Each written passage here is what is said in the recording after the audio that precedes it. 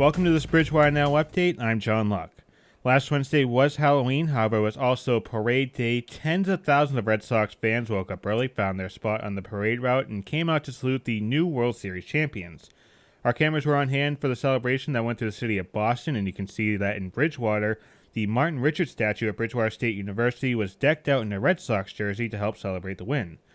If you went to the parade, you could end up on the Bridgewater Review. Send your photos to jluck@btvaccess.com with a subject titled WS Parade and show us how you celebrated the now 9-time World Series champions.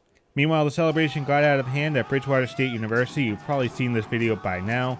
After the final out, students took to the streets of BSU, and a few students went too far, pushing over a bear sculpture outside the Rondeau Campus Center and knocking the head off of it. 3 students were arrested for their roles in the incident: 20-year-old Muhammad Ibrahim of Boston, 18-year-old Brian Ciro of Hopedale, and 20-year-old Colin Murphy of Mansfield all faced arraignment this week in Brockton District Court.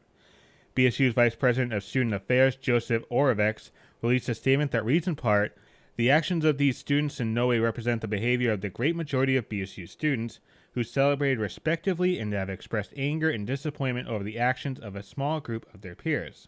The statues are valued at about $4,000 apiece. We shall overcome. We shall overcome. We shall overcome someday.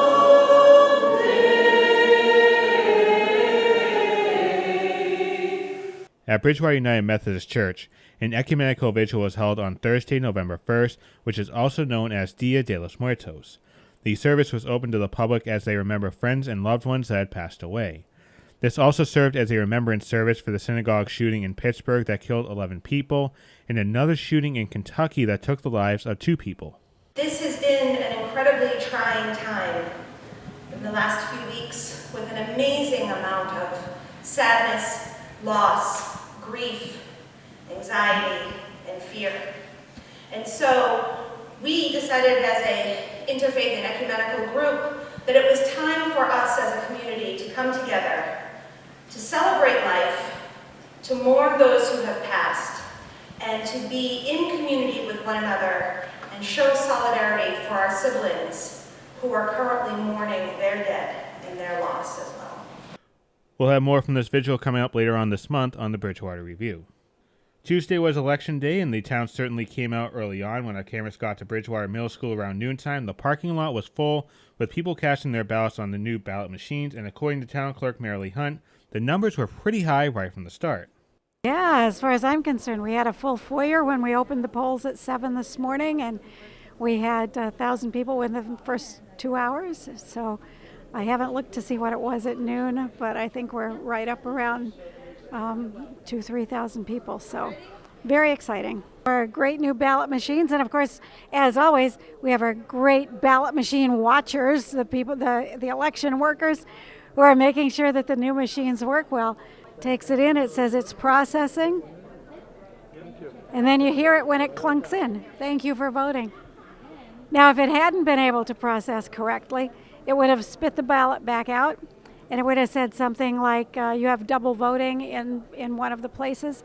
Then if you didn't want to have that race voided, you'd have them send you back your ballot, and you'd go revote. You'd get another ballot to revote, and we'd spoil your first ballot. Or if you thought it was okay and you didn't care if you voted in that race anyway, or you meant to do it, you just put go ahead and cast, and it'll go ahead and cast it. So the machines are very smart. Later on this week on Bridgewater Now, we'll show you how Bridgewater voted in the races and also on the ballot initiatives as well. The fall sports seasons are in playoff mode over at the high school. Brian Berard has more. The 2 remaining postseason fall teams for BR had their seasons end rather early this year. The BR football team lost to the top-seeded Mansfield Hornets in the first round of the Division II South Sectional Tournament by a score of 21-7.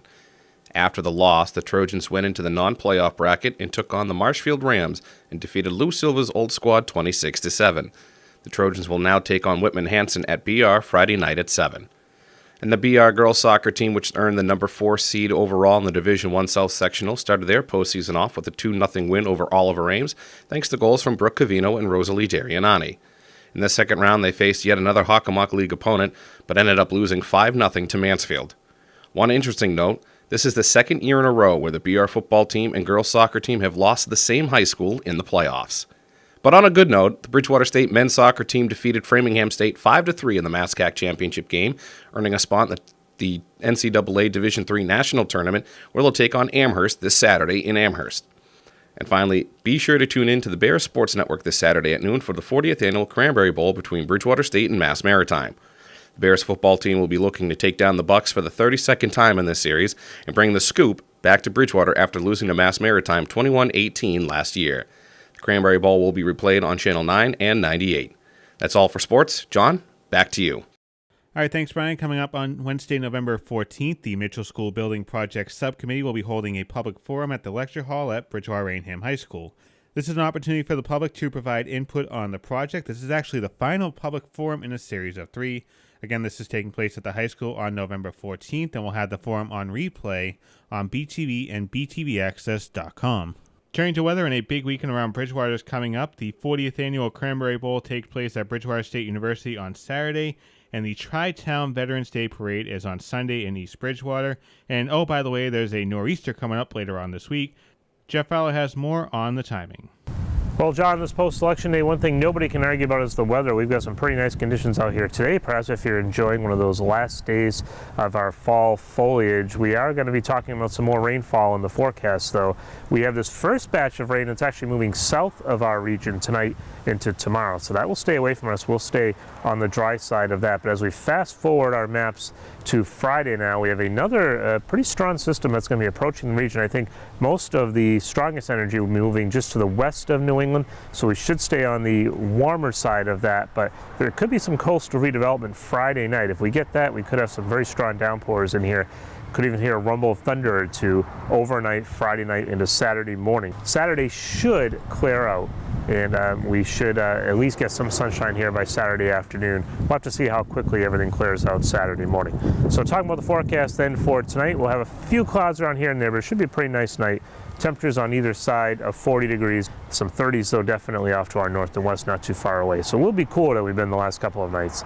Tomorrow, sunshine around. We'll rebound generally into the low to mid 50s. We'll say about 53 for Bridgewater. If you're heading out to the bus stop, really no problems at all. Temperatures starting off, again, as we mentioned, 39, 40, 41, somewhere right around there first thing in the morning. So have an extra layer, but by tomorrow afternoon, temperatures will be warming up into the lower 50s. As we plan ahead here, again, that rainfall coming back to us again Friday anytime, Friday afternoon and beyond. I think the heaviest rain should hold off here to Friday night. We'll have to see if we can get in those football games. It's going to be close without getting wet here. Saturday, I do think this system should start to pull away. We could see some rain still around first thing Saturday morning, but the general trend will be to clear things out. It'll be a bit on the breezy side, though, as temperatures start in the low 50s, but we end the day in the low 40s. So keep that in mind. It will be getting cooler.